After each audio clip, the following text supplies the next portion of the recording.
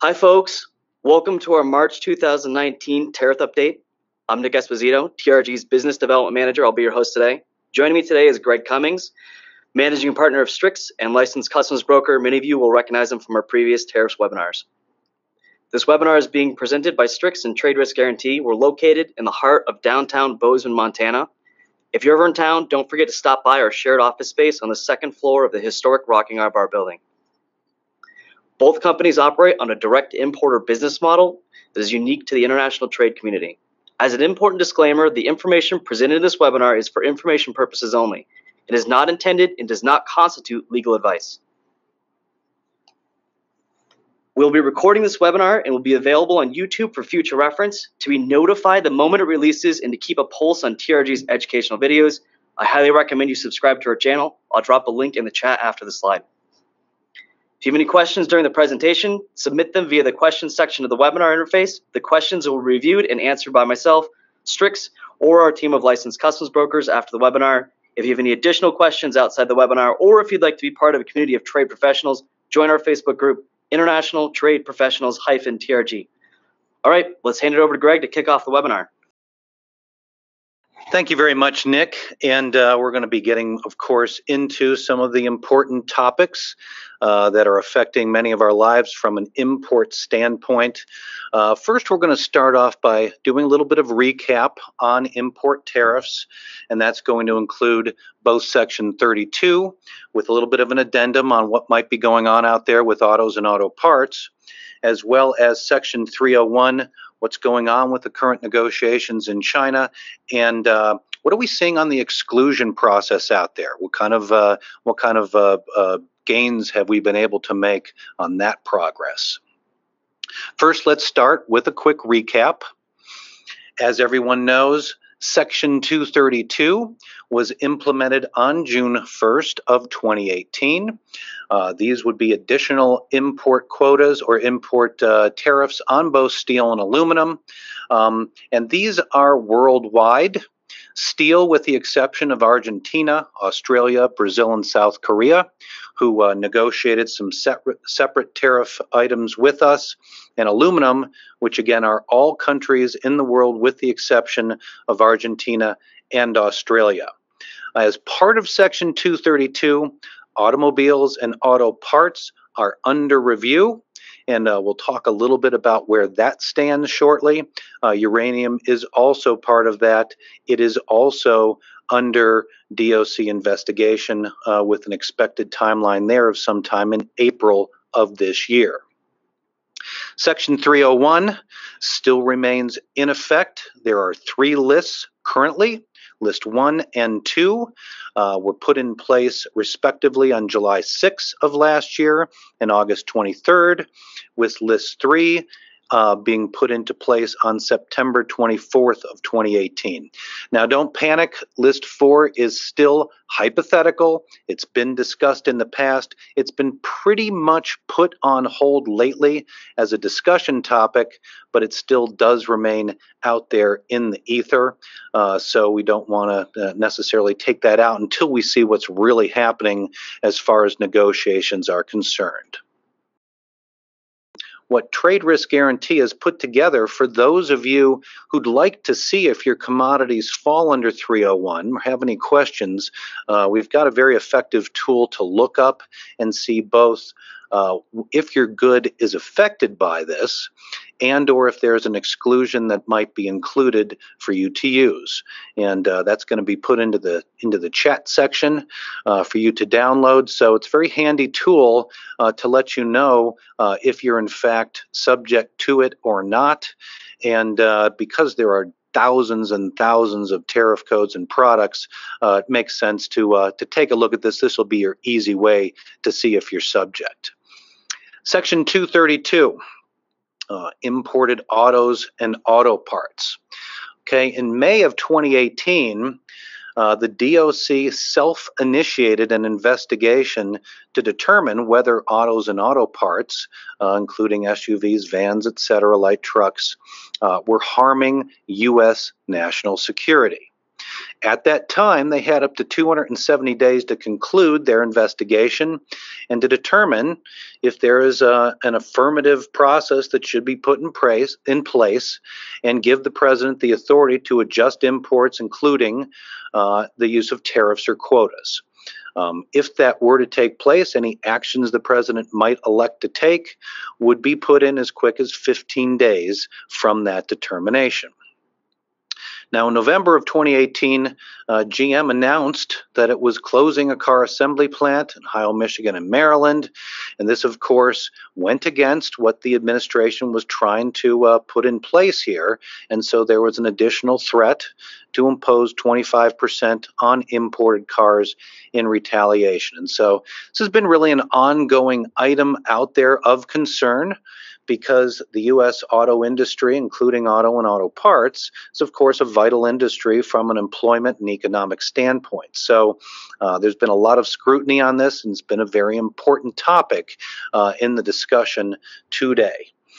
Now, the president's threatened tariffs on up to 25%. Of up to 25%.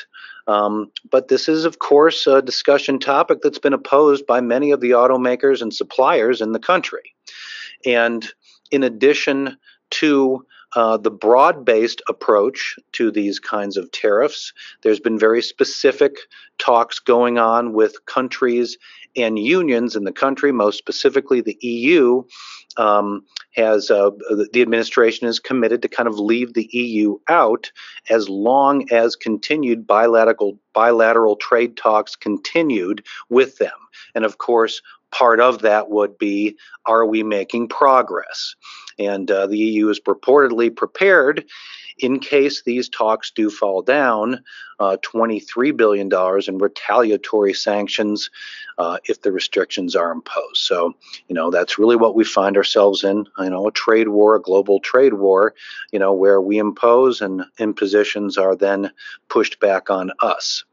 Also out there is, of course, the new NAFTA, the U.S.-Mexico-Canada Trade Agreement, which at this time is seeking to exempt 2.6 million vehicles from each of the partner countries of both Mexico and Canada from 232 measures. Okay, nothing is completed there, but those discussions do remain in place.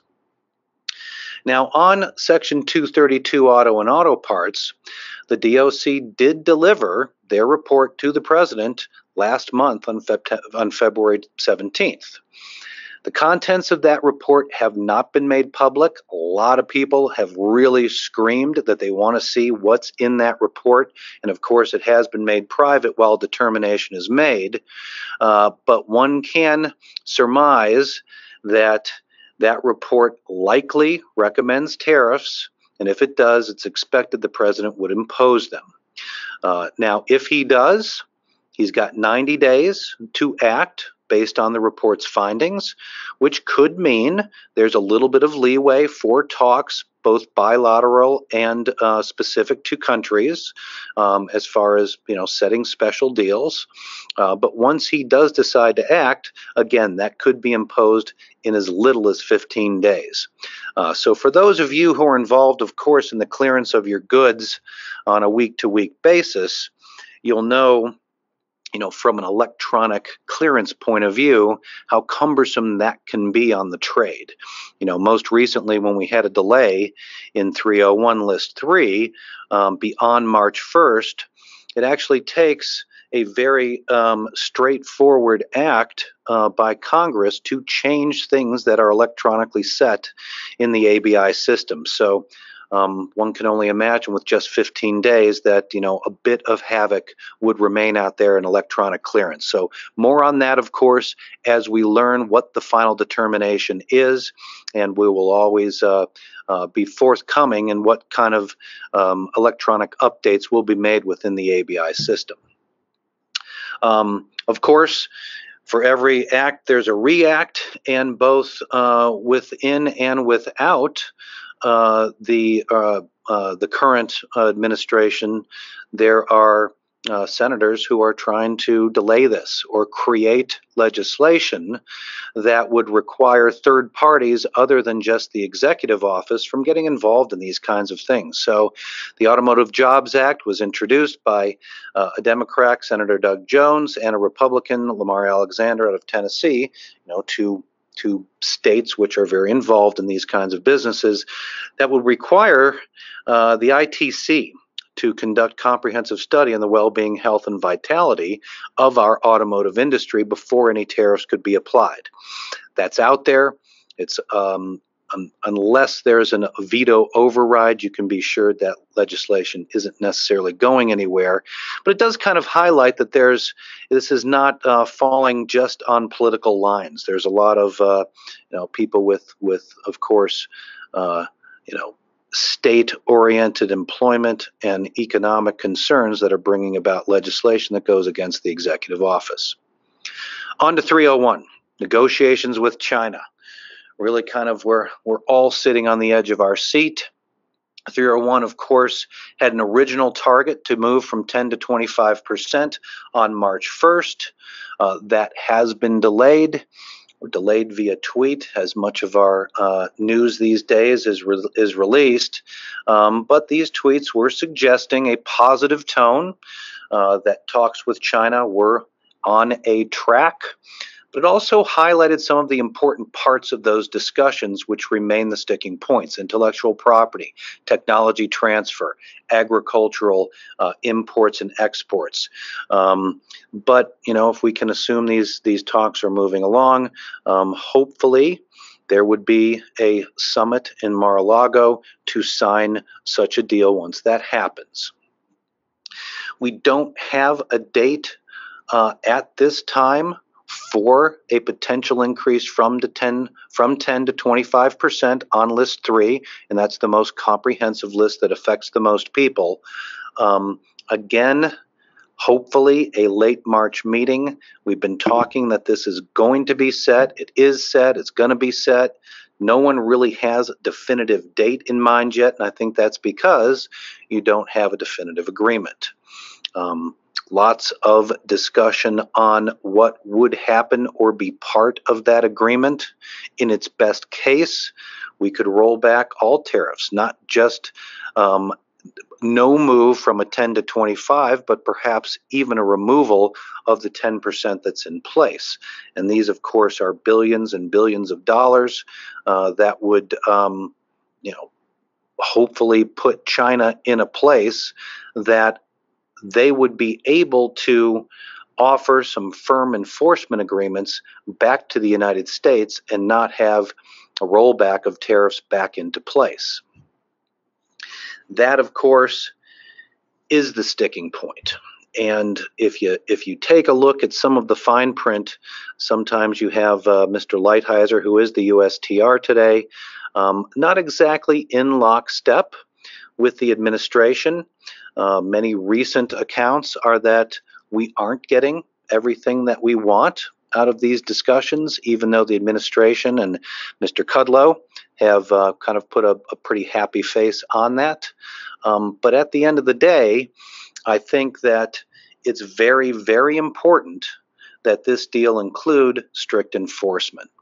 And strict enforcement would be measurable and have some sort of a rollback if that enforcement did not come to pass. Most recently, literally in the last day or two, the administration has maybe given us a highlight that things are occurring in a bit of more of a measured fashion by saying that these talks are not in a rush whatsoever because they do want to get the right deal. So if we read behind that, we're probably reading that things are still and remain in a sticky place as far as enforcement. And many pundits out there have really highlighted that to be the sticking point. Two potential outcomes. We could have a complete failure of negotiations. And if that happened, then the outcome would be, of course, a move from 10 to 25% very quickly, within days, you would expect. On the other hand, the success of negotiations most likely would include some strict enforcement. And, if we all put a happy face on, that strict enforcement may remove all the duties that are in place today, with an enforcement clause that said we can snap back duties if these commitments aren't met in the longer term. So, I wish we had more definitive word on this. We scour the news, of course, day to day, but nothing seems to be happening very quickly. So what is the result of all this? Well, China is proposing that it could buy $30 billion worth of agricultural products. That includes soybeans, corn, wheat as a possibility of this trade deal. This was put forth very early in the negotiations by the administration, very positive to the Farm Belt, which, of course, from a political standpoint is important. And China would, of course, propose more U.S. imports, but it's been suggested by pundits that China will continue to say what it needs to say, the key component still being the verification and importance and enforcement of what gets done. So it's been expected from the beginning that China would try to get something in place that suggested everything that we wanted but didn't have solid teeth for enforcement. And there's been a lot of scolding, so to speak, to not let that happen. If we're in the place that we are right now, and we're working for these kinds of parts of the trade deal, we do have to have solid enforcement. So that remains in place. What's it done to the market? Well, the market certainly has been all over the place. The last quarter was like nothing we've seen in a long time. Everyone tried to beat the 301 imposition, and we saw shipping rates jump by almost 100%. And even for those who were experiencing that increase in your shipping rates, I mean, it became much more of a nightmare to get your goods to the port and try to get them on a container, because it wasn't just an increase in your rates, it was a capacity constraint. And so the fourth quarter was crazy, crazy, crazy. Now, as we got a delay in the move from 10 to 25%, we are seeing, I guess, what you might call a normalization of trade, and rates have come back down a little bit as volume has come back down. Another aspect of what's going on with these kinds of trade wars is the movement of production. And one of the things that was hoped to be experienced by China is a move of production out of the country to countries that either have trade agreements with the United States in place or who have lower duty rates based on their countries of origin. Apple is the most recent, of course, high-profile company to begin to make a move, and it's probably considered to be dual in its reasoning. But Apple's high-end iPhone production is going to be moving some of the production to India in 2019. Now, depending on how easy it is to move all of your production facilities, you really only have two choices when you do this. You either move the actual product machinery to the other country, or you rebuild it in that country. And this is kind of a worst case scenario for China. And it's, of course, felt by the administration. This is a nice lever, because once a production facility moves out of China, it's likely not to return very easily for a number of reasons, especially being the potential reimposition of tariffs, even if they were taken away. Now, Apple also is very interested in improving its relations in the Indian market and doing more business there, given the population and the economic possibilities there. But very high-profile production that has been long only kept by Foxconn in China. Now, a couple of important changes that may affect a lot of people in the room, and that is the GSP program is going to be terminated for both India and Turkey. These designations have been in place for a long time. GSP originally is adopted to assist and let a country, a developing country, be a beneficiary of low tariff rates so they can get their economy and their production up to snuff. Now, in India's case, the termination is kind of dual in that there's been a lot of negotiations with the USTR on India's failure to provide the U.S. with assurances that there'd be equitable and reasonable access to our markets. A lot of sectors were covered, and very intense negotiations went on, and they did not succeed. And India's kind of resigned themselves to the fact that they're going to be okay. India's economy is somewhat stagnated in the past couple of years, so the GSP designation could have remained in place. Turkey, on the other hand, has seen a termination of their GSP because it was determined that they're sufficiently economically developed now and did not need to benefit from that designation. By statute, these designations must be reported to Congress, and then sometime after that, within a kind of a 60-day period, those designations would be removed. The final designation needs to be enacted by a presidential proclamation, but this is happening kind of fast. So be aware if you are bringing goods, and we have a lot of our customers who are involved, especially in India trade, that this is coming down the pike. The eligibility review of India's compliance, again, took place some time ago, and that determination was that there were quite a few trade barriers that were providing negative effects on this. U.S. dairy was one of the large highlights to that, and again, intensive engagement did not succeed in keeping that in place. So $5.6 billion worth of India imports were qualifying for GSP. So very likely, if you're involved in some of the main kind of exports out of India, you're going to see a change in your duty rates. And again, some of the things that happen, our manufacturing is moving away from China to other countries, Bangladesh, Vietnam. We see a lot of moves to Malaysia as well. And those nations have seen their export grow even while India's have stagnated. Again, real quickly, there was enough of a gross national income increase on a per capita basis, a declination in poverty rates within Turkey that suggested that was a trading part that no longer needed to be put in the GSP category. So don't know if you're not quite as many products on a total basis, billion-dollar basis are coming out of Turkey, but nonetheless will no longer be a GSP country. So talk a little bit about exclusions. Exclusions within the 301 world.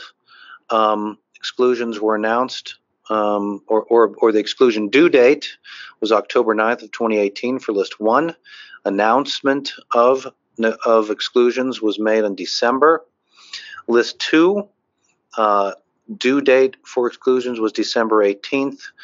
Exclusions have not been announced yet for List 2, and we're still waiting for the date when exclusions for List 3 can be entered. So important, especially for you List 3 people out there, keep an eye on that for when exclusions might be able to be filed for.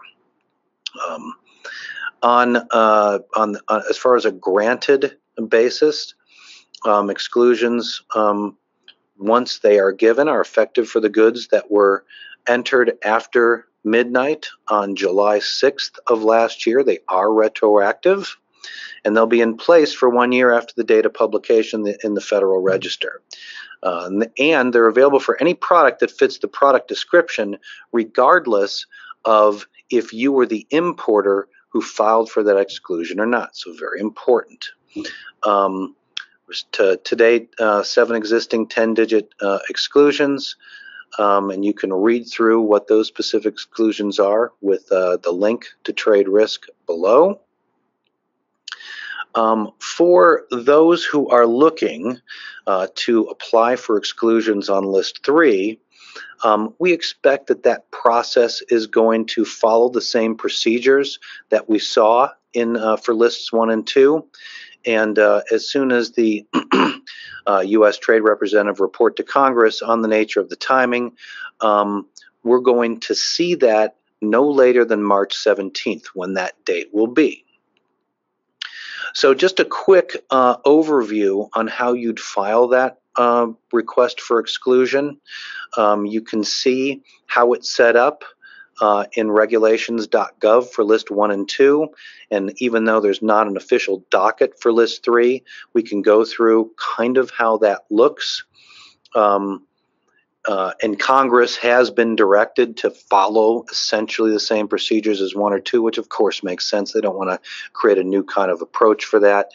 So let's take a look at kind of how it looks in the current version that's set up now for List 2. The first thing you'll do, set up that detailed description, get the tariff code, the 10-digit tariff code that's associated with that. Have to answer a couple of important questions, and this is really kind of where the rubber is going to meet the road. Okay, is this product or a comparable product available from sources in the U.S. today? You're going to have to say no if you're going to even think about getting an exclusion, but also, is that product or a comparable product available from a third country source as well, other than China? And this is where the gray area, of course, is going to walk in, because while it may be available, it might be only available in a certain quantity, which may not meet the overall quantity that's necessary for doing business. So both of these will have to be no, and you're going to have to then provide some additional information. What's the values going back to 2015, as well as the quantities out there? And then you're going to go through a series of questions that ask, what's the final product, where these final products import and sold, et cetera, et cetera. So we've outlined a lot of this information so that you can get an idea and prep for a possible exclusion filing for List 3 when it does come out. And I think if you do that, you're going to have things in place and ready to go once you get that final determination. Now, Section 232 also, of course, has had exclusions and the opportunity to file for them as well. As of February 11th, 66,000 steel exclusion requests were filed. 21,000 steel exclusion decisions were posted, and 16,000 were approved. So from a standpoint of receiving a positive steel exclusion, it's almost 25%. So it's really not as bad as was originally thought as far as receiving them. Same thing on the aluminum side. 9,500 requests were filed, and 2,800 have been granted. Very important to also understand that when you are filing for that exclusion, the exclusion is importer based. It is not based on the tariff code alone. Okay, so here are the docket numbers under regulations.gov as to where both of these exclusions can be found. Best to our records, there's no time limit for exclusion requests. But objections to those requests have to be submitted 30 days after the request and posted on regulations.gov. Those approved exclusions, again, only for the product requested, imported by the individual or organization making that request. So we haven't seen to date that Commerce has approved broader exclusions. We've only seen ones that have been importer specific, and there's a very detailed way that you go about. Once that exclusion is received, you have to go to regulation.gov and essentially send them an email with the docket number so they understand that you've been granted an exclusion, so they can input you into the CBP system. For when you make entry, you'll be able to do that and not pay the greater duties. So for those of you who do have exclusions, you can get with us on that to ensure that you've got everything set up successfully so you receive duty-free treatment on that. So stay informed. Stay informed out there. Keep your nose to the news, because things change about every evening about 2:30 when a new tweet comes out. We'll know what's going on for the rest of the day. And we're, of course, staying up on everything we can glean from a number of sources so that we can bring you news as it comes forth. And remember, all of these trade war tariff items are coming from an administrative point of view. Customs and Border Protection is not involved or engaged in setting regulations or policy. They are the ones who are set to enforce it. So none of us really likes where we find there's a lot of complexity from a day-to-day standpoint to get the things done that used to take perhaps less time than in the past. But we've got to understand that Customs is there as our partner, not as someone who's trying to prohibit or limit the trade and the things that we're trying to do. If you've got some specific questions, you're in a particular commodity supply chain, you've got some complexity you don't quite understand, and you want to do it right, we can, of course, say doing things right is the first best approach to importing. If you'd like consultation, please give us a ring at Strix, and we can help maybe dive into some of those things that are you perhaps find in a gray area or you don't quite know what to do. So thanks for joining us today. We went over tariffs, 232, 301, exclusion process. Still waiting, of course, to get a final determination on 301, and that's going to be the big deal. That is the big deal on the horizon, and we were hoping when we set up this webinar originally that we'd have some of those answers. Silly us. Nothing ever happens quickly today, but hopefully that means that the back and forth will give us something solid to work on from here and something that's positive to all of our businesses. We've got a number of questions. Got a couple that I'll read off here. We're trying to make this a timely one today, and oftentimes there's some specificity to the questions that it's best just for us to answer directly. So just a couple of things that popped out that were interesting.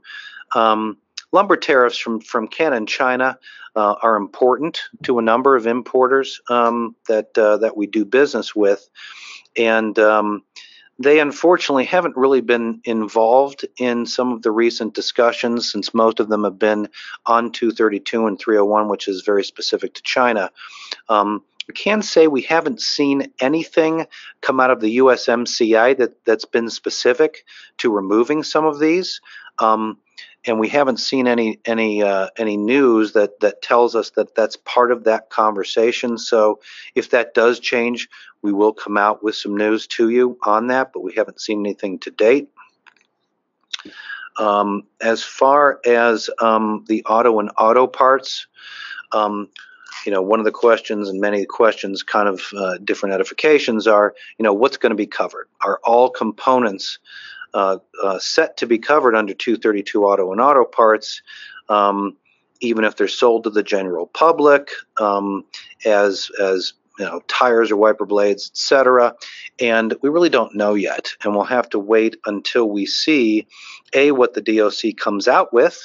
Is there some further specificity into what is working and what's not, and whether or not then a determination is made to move in that direction, and B, what should be covered. So until we see that, it's kind of like 301 in the sense that maybe everything's not covered. Maybe it's not a blanket approach to that. There's been some confusion as to how tariffs might affect any imports or moves into or out of FTZs. And really, a move into an FTZ has a lot of edifications. You may be moving it in and then bringing it out as bulk entries into commerce. In that case, if the commodity remains the same and the tariff code remains the same, you'll have an idea as to whether or not it's subject to 301 or 232 or not. If it is a product that's substantially transferred into another tariff, then you should have a pretty good idea as to what the duty rate may be associated with that. So really 232 and 301 are not affecting an FTZ any differently than they have in the past. So that's a couple of general questions that we've seen. If you've got some more questions, we'll be happy to answer them on an individual basis. And but we did want to say this: it's springtime, and springtime means the ICPA. Many of you on with us today probably are members of the ICPA. I think that's great. If it's not, take a look at them, because it's really a valuable organization to be a part of. We've been a part for 15 years now, and the ICPA can bring a lot of knowledge from people just like yourself who are importing through complex supply chains and may have experienced something that you want an answer to. So they've got a really valuable string of web interaction that can answer some questions. And they have a conference every year. This year it's going to be in Orlando, a couple of weeks from now, beginning on the 25th. We will be there. We've had a booth now for 12 years. And so if you're going, please stop by. We'll look forward to seeing you there. Again, just a quick note, Strix Brokerage and Software Services. We're available for consultation, full custom house brokerage, any freight forwarding for ocean, rail, or truck, PGA documentation. We've got some pretty good pricing if you want to move into a self-filing category for both your ISF or your customs entry. So give us a ring if you're looking to move to a new service provider as far as that's concerned. And if you've got additional tariff questions, you can click on this link for both news, resources, and to forward questions to us. So thanks again. You can email me, inquiry@strixsmart.com. And thank you very much for your time today. Thanks, Greg. Thank you all for attending the webinar today. Again, if you have any questions, you can reach out to Greg. You can reach out to myself. My email is nick.esposito@traderisguaranty.com. Don't forget, you can find us on Facebook, Twitter, LinkedIn, Instagram, and most importantly on YouTube. I just dropped the link in there to subscribe. If you like the videos, if you want to stay updated, go there and subscribe. Again, thanks for attending the webinar.